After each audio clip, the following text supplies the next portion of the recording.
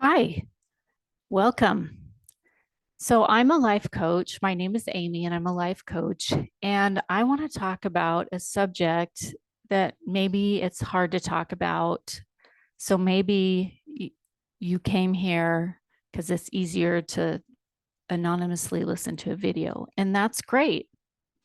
So, that issue is about physical intimacy. And I'm a life coach, and it's come up with clients. It comes up in most of our lives. I don't know very many people who've never had questions or issues with physical intimacy. I will say that my perspective is coming from physical intimacy between committed partners. So, but there can be issues when people first get married and they've practiced abstinence, and now all of a sudden anything within marriage goes. It can be exciting, but to many people's surprise, it can also be tricky. But don't turn this off if you're not just newly married, because what I have to say is applicable to actually any time in our marriages. But sometimes this is when things first start showing up. So for most of us, it's not just as simple as turning on and off a switch. It gets kind of complicated. But here's some things that we or our partner might be thinking. We feel like it's our partner's job to satisfy us. More sex equals more healthy. If we're having more sex, then our relationship is more healthy.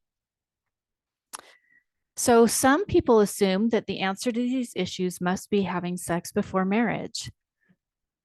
A more powerful approach is to change our narrative, our story, or our expectations. So what do I mean by that? We've waited and wanted sex for so long, and then it's more complicated than we thought. And often we feel like something's gone wrong. So, understanding physiology is one important part of sex, but too many approaches stop with this. And I think that for many of us, we can probably find a lot of places that are going to tell us and talk to us about the physiology. So, but part of having one committed partner means that we will not get what we want sexually all of the time. So part of having a committed partner means that we will not get what we want sexually all of the time. If it's mostly about physiology, then monogamy will not work. But here, like I said, most of us that I'm talking to want monogamy. So what do we do? So sex is not just about bodies.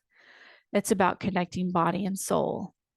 It's also about growing people. Yes, it's about growing babies, but also it's about growing adult people into stronger and more compassionate people. And this happens precisely because our sex drives do not line up. We think that we want that's the answer, is to have our sex drives line up. But creating stronger and more compassionate people happens because our sex drives don't line up. So if you are the partner that usually wants sex more and you have been vulnerable by asking for sex when your partner was not ready to participate, it can feel like rejection. So how do you self-soothe when you feel rejected by the person that you love the most? How do you remind yourself that you are just as worthy and desirable? That takes work. So if you are the partner who often wants sex less often than your partner, how can you have sex when your body isn't desiring it, or desiring it as much as your partner, but not do it out of people pleasing and end up having resentment? So that takes work too. So both of these positions involve a lot of mental, emotional, and spiritual work, both alone and with your partner. So it helps in both cases to question what successful physical intimacy is.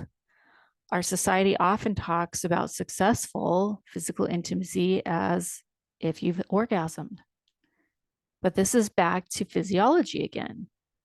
And is that really true? Is that the measure of good sex? It's an easy place to go to because most of us know when we've had one and we usually like it. So it can be a simple way to judge, which is probably why a lot of us judge it that way, except that it's anything but simple. And that is actually a lot of its beauty. Some say that the biggest sex organ is your brain. So we can work on that. We can work on your brain. I think a lot of us know where to find information about a lot of the physiology. But if you want lasting good sex, you're going to work on your brain and how to navigate those areas where our sex drives don't line up. And we can work on that. All right. Goodbye.